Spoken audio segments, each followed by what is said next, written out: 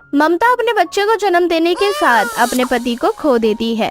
पति की मौत के बाद ममता पर दुखों का पहाड़ टूट जाता है और वो बेघर हो जाती है।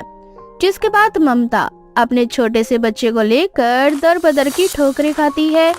इसी तरह से समय बीतता है और मेहनत मजदूरी करके ममता अपने बेटे सूरज का पालन पोषण करती है। ऐसे ही एक दिन ममता अपने 8 साल के बेटे सूरज को सूखी रोटी और प्याज खाने को देती है। ये खाना देखकर सूरज रोने लगता है और अपनी माँ से कहता है, माँ आज फिर तुम मुझे गरीबों वाला खाना दे रही हो। जानती हो स्कूल में सभी बच्चे कितना अच्छा खाना लेकर आते हैं। स्कूल में भी सब मुझे गरीब कहकर चिढ़ाते हैं। आखिर मैं गरीब वाला खाना कब तक खाऊंगा? मुझे भी अमीर घर का खाना खाना है। बेटा हम गरीब घर के कभी भी अमीर घर का खाना नहीं बना सकते और तुझे इसी में अपनी पूरी जिंदगी बितानी होगी। माँ मैं रोज रोज गरीबों वाला खाना नहीं खाऊंगा, मुझे भूख नहीं है। इतना बोलकर सूरज खाने पर से उठ जाता है। अपने बेटे को इस तरह से जिद करता देख ममता सूरज को समझाने की कोशिश करती है और उससे झूठ कहती है। बेटा अपनी माँ को माफ कर दे, पर मैं वादा करती हूँ जब तू बड़ा हो जाएगा ना तब मैं तुझे अमीरों वाला खाना बनाकर खिलाऊंगी। पर अभी के लिए ये खाना खा ले। अगर तू गरीबों वाला खाना नहीं खाएगा तो बड़ा कैसे होगा? तुझे बड़ा होना जरूरी है ना, और अमीरों वाला भी तो खाना खाना है ना। नादान छोटा सा बच्चा सूरज अपनी माँ की बातों में आ जाता है और चुपचाप खाना खा लेता है। इसी तरह से समय बीतता है और देखते ही देखते सूरज 25 साल का हो जाता है। माँ आखिर हमारी जिंदगी से ये गरीबी कब जाएगी? ये बचपन से गरीबों वाला खाना खा खा कर मैं परेशान हो गया हूँ। बेटा अब तू ही अपनी किस्मत बदल सकता है। मुझसे जितना हो सका मैंने उतना कर दिया तेरे लिए। माँ आप कुछ नहीं कर पाई हो मेरे लिए। आप मुझे 12वीं तक भी नहीं पढ़ा पाई। आखिर मुझ जैसे अनपढ़ से कोई क्यों शादी करेगा, या कोई मुझे अपने पास नौकरी क्यों देगा? मैं जहाँ भी नौकरी के लिए जाता हूँ लोग मुझसे मेरी डिग्री मांगते हैं। कहाँ से लाकर दूं मैं उनको डिग्री? बेटा सारे काम डिग्री से नहीं होते, मेहनत भी जरूरी होती है। तो आप ये चाहती हो ना कि मैं मेहनत मजदूरी करूं जैसे पापा करा करते थे, और मेहनत मजदूरी करते हुए ही पापा की तरह अपनी जान गंवा दूं? या तो फिर आपकी तरह पूरी जिंदगी गरीबी में बिता दूं और ये गरीबों वाला खाना खाता रहूं? अब सूरज बड़ा हो चुका था। वो ममता की किसी भी बातों में नहीं आता। ममता सूरज को कुछ समझा पाती उससे पहले सूरज वहाँ से पहले ही बाहर चला जाता है और काम की तलाश करने लगता है। पर हर बार की तरह उसे किसी भी बड़ी कंपनी में काम नहीं मिलता। जिसके बाद ना चाहते हुए भी सूरज एक दुकान में काम करने लगता है।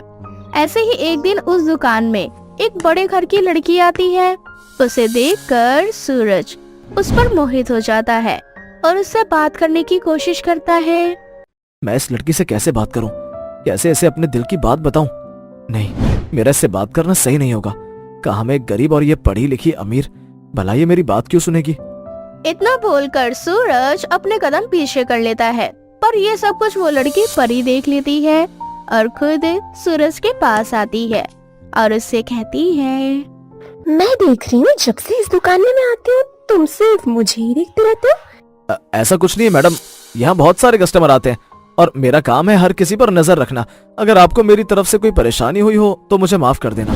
परेशानी? पर मुझे कोई क्यों परेशानी होगी? मुझे तो तुम पसंद हो। मुझे तो लगता है जब तुम मुझे देखते हो इतनी सारी लड़कियां रहती हैं दुकान में, पर तुम्हारी नजर सिर्फ मुझ पर रहती है। मुझे ऐसे लोग बहुत पसंद है जो लड़कीबाजी नहीं करते। इतना बोलकर परी तो वहाँ से चली जाती है, पर सूरज शर्मा जाता है और उसे समझ नहीं आता कि आखिर परी ने उससे ऐसा क्यों कहा। अब सूरज सारी रात इसी सोच में डूबा रहता और मन ही मन मुस्कुराता। अपने बेटे को हंसता हुआ देख ममता उसकी खुशी का राज उससे पूछती है। क्या हुआ बेटा, आज बहुत खुश नजर आ रहा है। खुशी से ही पेट भरेगा या फिर खाना भी खाएगा तू? माँ आज से जो भी खाने में है दे दो, मैं खुशी खुशी खा लूंगा, चाहे वो 4 दिन का बासी खाना ही क्यों ना हो। आप नहीं जानते आज मेरे साथ क्या हुआ है। अच्छा ऐसा भी क्या हो गया मेरे बेटे के साथ जो इतना ज्यादा खुश नजर आ रहा है वो? अच्छा माँ पहले तो मुझे ये बताओ, अगर कोई लड़की किसी लड़के से ये कहे कि तुम मुझे पसंद हो क्योंकि तुम इधर उधर नहीं देखते, इसका मतलब क्या हुआ? इसका मतलब ये हुआ कि वो लड़की उस लड़के को पसंद करती है और उसके साथ रहना चाहती है। क्या तुझे भी कोई लड़की पसंद करती है क्या? मेरा मतलब है कि कभी तुझे किसी लड़की ने ऐसा कुछ कहा? अपनी माँ की बातें सुनकर सूरज और मुस्कुराने लगता है और खुशी खुशी खाना खा लेता है। आज पहली बार ऐसा हुआ था कि सूरज ने खाने में कोई नाटक नहीं किया था। ये देखकर ममता को बहुत अच्छा लगता है। अब इसी तरह से कुछ दिन बीत जाते हैं। अब सूरज और परी एक दूसरे से मिलना जुलना शुरू कर देते हैं। देखते ही देखते दोनों एक दूसरे से बेहद करीब आ जाते हैं और परी सूरज से शादी करने का डिसीजन लेती है। सूरज, मुझे फर्क नहीं पड़ता तुम गरीब हो या अमीर, तुम अनपढ़ हो या पढ़े लिखे, मैंने तुमसे प्यार किया है, तुम मुझे बहुत पसंद हो। क्या तुम इसी तरह से हमेशा मेरे साथ रहोगे? मैं हमेशा तुम्हारे साथ रहूंगा, बस तुम मुझे कभी छोड़कर मत जाना। मेरी गरीबी देखकर डर मत जाना। अब सूरज और परी अपने घर वालों को जैसे तैसे राजी कर लेते हैं। पर ये क्या, ससुराल आते ही जब परी अपने गरीब ससुराल में गरीबों वाला खाना देखती है तो उसे अपने ससुराल वालों पर तरस आने लगता है। माँ जी, सूरज जी, आप दोनों इतने सालों से ऐसा खाना खा रहे थे, ऐसा सूखा खाना, आखिर आप इस तरह का खाना कैसे खा सकते हैं? माफ करना बहू, हम गरीबों के नसीब में ही सूखी रोटी ही लिखी होती है और हमारे साथ तुझे भी यही खाना पड़ेगा। मुझे माफ कर दे बहू, मैं तेरे लिए और अपने बेटे के लिए कुछ भी नहीं कर पाई। नहीं माँ जी, आप ऐसा क्यों कहती हैं? आपने अकेले अपने बेटे की परवरिश की है और मुश्किलों का सामना करा है, पर अब आपकी गरीबी के दिन खत्म हुए। आज इस घर में गरीबों वाला खाना नहीं, अमीरों वाला खाना बनेगा। क्योंकि परी बहुत अमीर थी इसलिए वो अपने मायके से कुछ सामान मंगवा लेती है और अपने गरीब ससुराल में अपनी पहली रसोई में अमीरों वाला खाना बनाती है।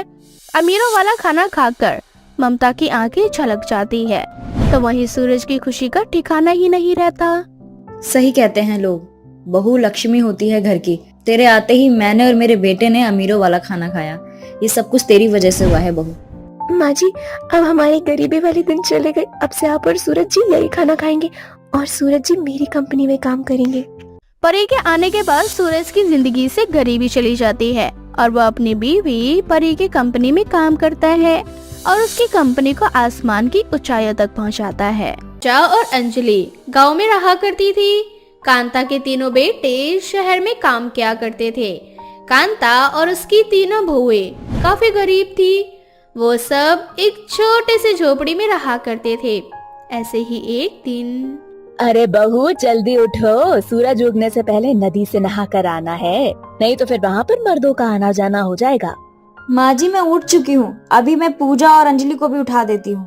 हाँ बहू जरा जल्दी कर, इन दोनों को तो कोई परवाह ही नहीं है। सूरज उग जाता है उसके बाद नदी पर नहाने जाती है, पता नहीं कैसे नहा लेती है इतने खुले में। आज भी वर्षा के उठाने पर उसकी दोनों देवरानी नहीं उठती। बहुत जल्द सुबह होने वाली थी इसलिए हमेशा की तरह आज भी वर्षा और कांता अकेले ही खुले में नहाने के लिए चले जाते हैं। कुछ देर बाद वो दोनों जब नदी से नहाकर आती हैं तो देखती हैं कि पूजा और अंजलि नहाने के लिए निकल रही है। खुल गई तुम दोनों की आंखें, अब जा रही हो नदी पर नहाने। जानती हो ना, अब गांव के हर किसी के घर में गूसल खाना बन चुका है। अब कोई भी नदी पर नहाने नहीं जाता, इसीलिए नदी के पास वाले रास्ते को खोल दिया गया है। सुबह होते ही वहाँ पर मर्दों का आना जाना हो जाता है। माँ जी, हम सब जानते हैं और आप एक ही बात हमें क्यों रोज रोज याद दिलाती हो? वो इसीलिए बहू ताकि तुम दोनों खुले में ना नहाओ। तुम दोनों इस घर की इज्जत हो। अगर किसी ने तुम दोनों को खुले में नहाते हुए देख लिया तो जानती हो ना क्या हो सकता है। माँ जी, कुछ नहीं होगा। नदी के पास अपने दो पेड़ों के बीच में जो रस्सी बंधी हुई देखी है ना, वो हमने ही लगाई है। हम उस पर कपड़ा लगाकर नहा लेते हैं, इसलिए कोई हमें देख नहीं पाता। वर्षा और कांता के लाख समझाने पर भी अंजलि और पूजा अपनी इन हरकतों से बाज नहीं आती और खुले में नहाने के लिए चली जाती है।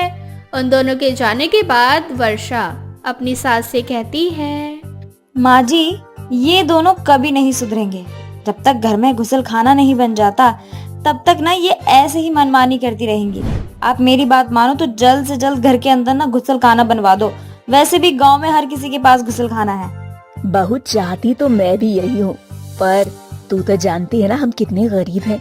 हमारे पास इतना पैसा नहीं कि हम गुसल खाना बनवा सकें। बेचारी वर्षा भी क्या कर सकती थी, वो भी अपनी सास के दुखों से अनजान थी।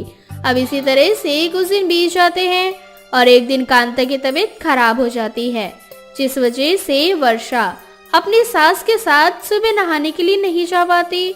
और जब उसकी दोनों देवरानी नहाने के लिए जा रही होती है तो वर्षा अपनी दोनों देवरानियों से कहती है, तुम दोनों नदी में नहाने जा रही हो?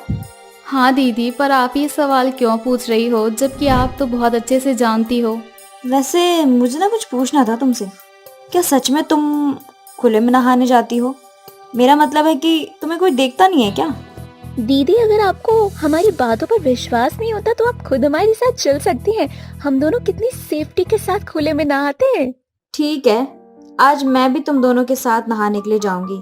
माँ जी की तबीयत खराब है और वो तो नहाने वाली नहीं है आज।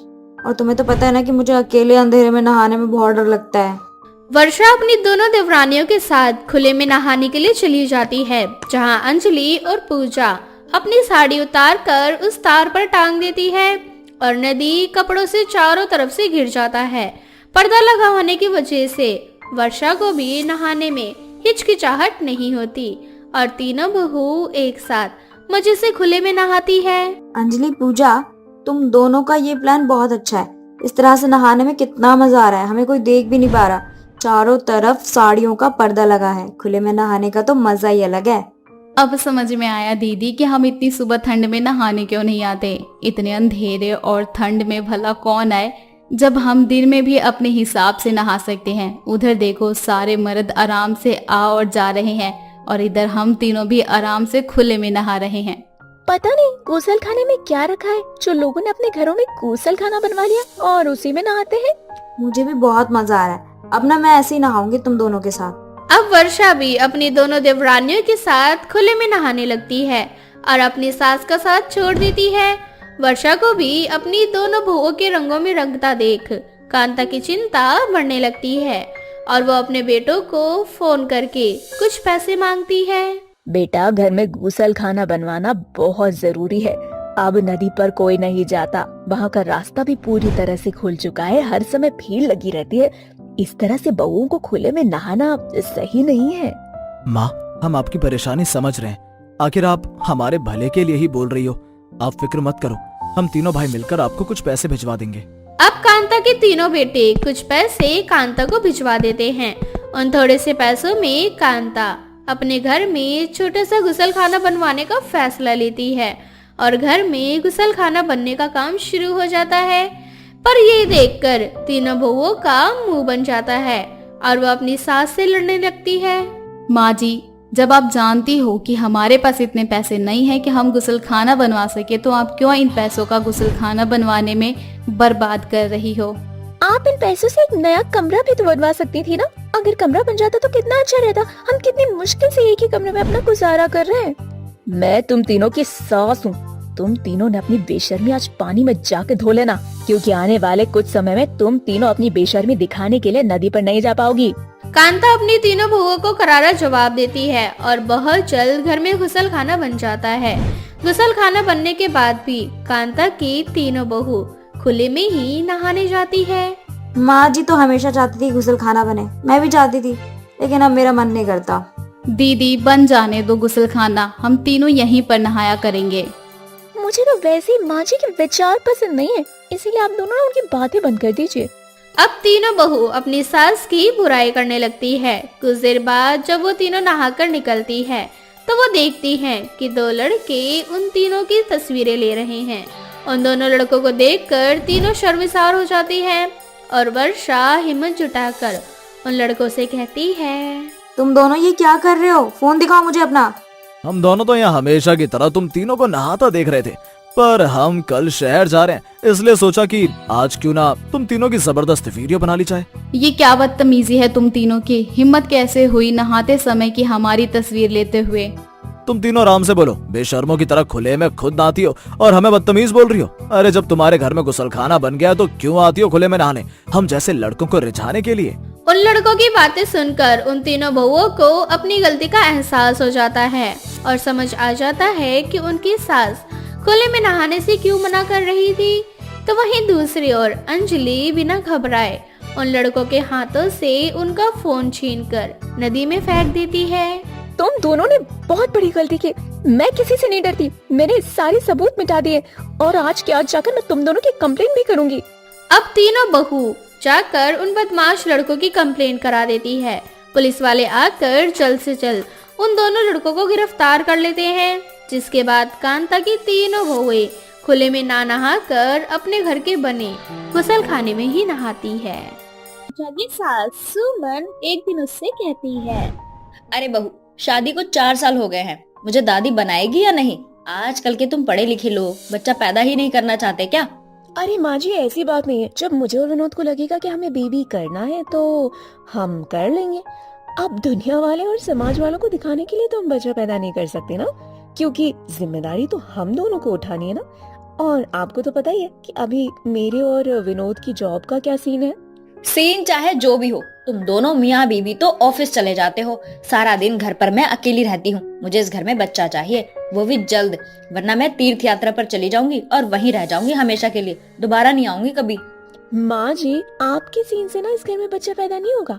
और हाँ, एक बात ना आप हमेशा याद रखना, ये जो आजकल के लोग हैं ना, जो आपको 2-4 बातें सुना कर जाते हैं कि आपकी बहू को इतना समय हो गया, उसका बच्चा नहीं हुआ, तो ना इन बातों में ध्यान देना आप बिल्कुल बंद कर दो। और इन आसपास के लोगों के साथ उठना बैठना भी बंद कर दो, क्योंकि इनको हमारे घर की कोई सिचुएशन नहीं पता जो हमें मालूम है। मेरे आसपास ना जितने भी लोग हैं, उन सभी के घर में एक नन्हा मुन्ना बच्चा है, और मुझे भी अपने घर में बच्चा चाहिए। अगर ऐसा नहीं हुआ ना तो मैं सच में ये घर छोड़कर चली जाऊंगी। अच्छा ठीक है, विनोद को आने दो, मैं उनसे बात करती हूँ इस बारे में। शाम को दोनों पति पत्नी ऑफिस से घर आ जाते हैं, जिसके बाद ऋचा अपने पति विनोद से इस बारे में बात करते हुए उसे कहती है, तुम्हारी माँ की ना ऐसी जिद है कि उन्हें अब इस घर में बच्चा चाहिए, और अगर बच्चा नहीं मिले तो वो घर छोड़कर चली जाएंगी। अब बताओ, ऐसा करने से काम चलेगा क्या? वैसे रिचा माँ बिल्कुल सही कह रही है। शादी को 4 साल हो चुके हैं, अब हमें एक बेबी कर लेना चाहिए, क्योंकि मेरा भी मन करता है कि अब मुझे कोई पापा बोलने वाला हो। अच्छा, तो प्लानिंग तुम्हारे अंदर भी चल रही है। अब अगर माँ जी भी तैयार हैं, तुम भी तैयार हो, तो फिर मुझे भी कोई दिक्कत नहीं है, मैं भी तैयार हूँ फिर। ठीक है, फिर शुरुआत आज ही कर दें क्या? हाँ बिना। ऐसे ही समय बीतता जाता है। कुछ ही समय बाद ऋचा प्रेग्नेंट हो जाती है। इस खुशी से सुमन बहुत ज्यादा खुश होती है। वो अपने आसपास सभी लोगों में मिठाइयाँ बंटवाना शुरू कर देती है। ऐसे ही एक दिन सुमन अपनी समधन अनीता से फोन पर बात करती है और उससे कहती है, अरे अनीता बहन, तुम्हारी बिटिया माँ बनने वाली है और तुम नानी बनने वाली हो। मैं तो कहती हूँ कुछ दिनों के लिए यहाँ आ जाओ, तुम्हारी बेटी को भी अच्छा लगेगा। अरे ये तो बहुत अच्छी बात है कि मैं नानी बनने वाली हूँ। बहुत समय बाद ही खुशियाँ मेरे पास आई हैं। वैसे फिलहाल कुछ दिनों से मेरी तबीयत ठीक नहीं चल रही है। जैसे ही मेरी तबीयत में सुधार आएगा मैं अपनी बेटी से मिलने आ जाऊंगी। क्या हो गया बहन, तुम्हारी तबीयत तो ठीक है ना? अरे बहन, कुछ भी समझ में नहीं आ रहा। उल्टियाँ, चक्कर, अजीब अजीब सा मन हो रहा है मेरा। हे भगवान, प्रेग्नेंट मेरी बहू है। प्रेगनेंसी वाले लक्षण तो आपके अंदर दिखाई दे रहे हैं। कहीं ऐसा तो नहीं कि भाई साहब ने? अरे नहीं नहीं बहन, बुढ़ापे में तो ये सब लगता ही रहता है। कुछ उल्टा पुल्टा खा लिया होगा, इस वजह से मेरी तबीयत ठीक नहीं है। चलो ठीक है, अपना ध्यान रखना। ऐसे ही कुछ दिन बीत जाते हैं। ऋचा की माँ की तबीयत दिन प्रतिदिन खराब होने लगती है। ये देखकर ऋचा अपनी माँ के पास जाती है और उसे पास के ही अस्पताल में ले जाती है। चेकअप के दौरान पता चलता है कि ऋचा की माँ बनने वाली है। ये खबर सुनकर ऋचा को बड़ा ही अजीब लगता है। तो वहीं ऋचा की माँ अनीता को बहुत ज्यादा शर्मिंदगी महसूस होने लगती है। दोनों माँ बेटी किसी तरह से घर आ जाते हैं। घर आने के बाद अनीता रोने लगती है। तभी ऋचा उसे समझाते हुए उनसे कहती है, देखो माँ, जो होना था वो हो गया। सिचुएशन ऐसी है कि आप अब अबॉर्शन नहीं करवा सकते और आपको अब बेबी रखना ही होगा अपना। और इसमें शर्म वाली कोई बात नहीं, बच्चा पैदा करने की कोई उम्र नहीं होती। लेकिन बेटा, तेरे ससुराल वालों को जब पता चलेगा कि बुढ़ापे में मैं माँ बनने वाली हूँ तो वो मेरा बहुत मजाक बनाएंगे। माँ, मैं हमेशा से बोलती हूँ कि दुनिया क्या बोलती है इस बारे में हमें इससे कोई फर्क नहीं पड़ना चाहिए। मेरे ससुराल वाले अगर आपका मजाक बनाते हैं तो बनाने दो। ये सब कुछ ना कुछ टाइम के लिए रहता है, उसके बाद सब कुछ शांत हो जाता है, सब भूल जाते हैं जब उन्हें एक नई खबर मिलती है। तो ऐसे ही समय बीतता जाता है। जब ये बात सुमन को पता चलती है तो वो अपनी समधन का खूब मजाक बनाती है और अपनी समधन से कहती है, हाय राम जी, इनको बुढ़ापे में जवानी चढ़ रही है। एक तरफ बेटी माँ को नानी बना रही है तो दूसरी तरफ माँ अपनी बेटी को बहन बनाने का सुख दे रही है। वाह रे दुनिया, आजकल के लोगों में तो शर्म ही नहीं बची। कैसी बातें कर रहे हैं आप? और अगर मेरी माँ बनने वाली है तो इसमें शर्म की कोई बात नहीं है। कभी कभी क्या होता है, जो होता है अच्छे के लिए होता है, और इसके पीछे भगवान का क्या अच्छा छिपा है कोई नहीं जानता। इसीलिए इस बार में कुछ ना ही बोलो तो बेहतर होगा आपके लिए। मैं क्या बोलूं, तेरी माँ को शर्म नहीं है क्या? अरे दुनिया वाले तो मजाक बनाएंगे ही, ये सब करने से पहले ना 50 बार सोचना चाहिए था उनको। अब ऐसे ही समय बीतता जाता है। रिचा और उसकी माँ दोनों को देखते ही देखते 9वां महीना लग जाता है। दोनों को एक ही दिन लेबर पेन होता है और दोनों को एक ही अस्पताल में एडमिट कराया जाता है। रिचा की कंडीशन बहुत ज्यादा बुरी थी। थोड़ी देर बाद डॉक्टर बाहर आते हैं और सुमन से कहते हैं, जी देखिए, आपकी बहू की हालत बहुत खराब है, हमें बच्चा और माँ दोनों में से एक को बचाना होगा। जी देखिए, मेरी बहू को बचाना, बच्चा तो बाद में भी हो जाएगा। जी देखिए, अब कोई गारंटी भी नहीं है आगे आपकी बहू दोबारा माँ बन पाए। हे भगवान, ये क्या हो गया मेरी बहू के साथ। डॉक्टर्स रिचा का ट्रीटमेंट करते हैं तो वहीं दूसरी तरफ अनीता एक बहुत ही सुंदर सी बेटी को जन्म देती है। ऐसे ही थोड़ी देर बाद रिचा का इलाज हो जाता है, जहां उसका बच्चा अभी दुनिया में नहीं था। जब ये बात अनीता को पता लगती है तो वो अपना बच्चा अपनी समधन को देते हुए उनसे कहती है, समधन जी, ये मेरी बेटी आप मेरी बड़ी बेटी को दे देना। बड़ी बहन भी तो माँ के समान होती है। और रिचा को कभी मत बताना कि उसका बच्चा मरा हुआ पैदा हुआ, वरना उसकी हालत बहुत खराब हो जाएगी। मुझे माफ कर देना समधन जी, मैंने आपका बहुत मजाक बनाया। आज यही बनाया हुआ मजाक मेरी बहू की खुशियों को वापस कर रहा है। इस तरह से अनीता अपना बच्चा अपनी बेटी को दे देती है और इस तरह से रिचा अपनी जिंदगी में आगे बढ़ती है। रिचा की सास सुमन एक दिन उससे कहती है, अरे बहू, शादी को 4 साल हो गए हैं, मुझे दादी बनाएगी या नहीं? आजकल के तुम पढ़े लिखे लोग बच्चा पैदा ही नहीं करना चाहते क्या? अरे माँ जी, ऐसी बात नहीं है। जब मुझे और विनोद को लगेगा कि हमें बेबी करना है तो हम कर लेंगे। अब दुनिया वाले और समाज वालों को दिखाने के लिए तो हम बच्चा पैदा नहीं कर सकते ना, क्योंकि जिम्मेदारी तो हम दोनों को उठानी है ना। और आपको तो पता ही है कि अभी मेरे और विनोद की जॉब का क्या सीन है। सीन चाहे जो भी हो, तुम दोनों मियाँ बीवी तो ऑफिस चले जाते हो, सारा दिन घर पर मैं अकेली रहती हूँ। मुझे इस घर में बच्चा चाहिए, वो भी जल्द, वरना मैं तीर्थ यात्रा पर चली जाऊंगी और वहीं रह जाऊंगी हमेशा के लिए, दोबारा नहीं आऊंगी कभी। माँ जी, आपके सीन से ना इस घर में बच्चा पैदा नहीं होगा। और हाँ, एक बात ना आप हमेशा याद रखना, ये जो आजकल के लोग हैं ना, जो आपको 2-4 बातें सुना कर जाते हैं कि आपकी बहू को इतना समय हो गया, उसका बच्चा नहीं हुआ, तो ना इन बातों में ध्यान देना आप बिल्कुल बंद कर दो। और इन आसपास के लोगों के साथ उठना बैठना भी बंद कर दो, क्योंकि इनको हमारे घर की कोई सिचुएशन नहीं पता जो हमें मालूम है। मेरे आसपास ना जितने भी लोग हैं, उन सभी के घर में एक नन्हा मुन्ना बच्चा है और मुझे भी अपने घर में बच्चा चाहिए। अगर ऐसा नहीं हुआ ना तो मैं सच में ये घर छोड़कर चली जाऊंगी। अच्छा ठीक है, विनोद को आने दो, मैं उनसे बात करती हूँ इस बारे में। शाम को दोनों पति पत्नी ऑफिस से घर आ जाते हैं, जिसके बाद रिचा अपने पति विनोद से इस बारे में बात करते हुए उससे कहती है,